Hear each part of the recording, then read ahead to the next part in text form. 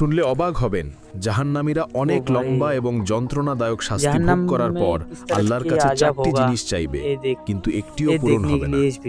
প্রথম আবদার, তারা বলবে, হে আল্লাহ, আমাদের এখান থেকে বের করে দিন, আমরা আর গুনাহ করব না।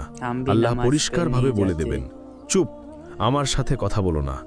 তখন তারা বুঝতে পারবে যে তারা আর কখনো এখান থেকে বের হতে পারবে না। দ্বিতীয় আবদার, তারা জাহান্নামের রক্ষক মালিককে বলবে, আমাদের জন্য আল্লাহর কাছে দোয়া করুন যেন তিনি আমাদের মৃত্যু দেন। মালিক সঙ্গে সঙ্গে উত্তর দেবেন না, 1000 বছর পর বলবেন, তোমরা এখানেই চিরকাল পড়ে থাকো। তৃতীয় আবদার, তারা শাস্তিদাতা ফেরেশতাদের বলবে, অন্তত একদিনের জন্য আমাদের শাস্তি হালকা করে দিন। ফেরেশতারা বলবেন, তোমাদের কাছে কি স্পষ্ট পথ নির্দেশ নিয়ে রাসূলেরা আসেননি? তারা বলবে, হ্যাঁ। ফেরেশতারা তখন বলবেন, তাহলে এখন নিজেরাই প্রার্থনা করো। চতুর্থ আবদার, তারা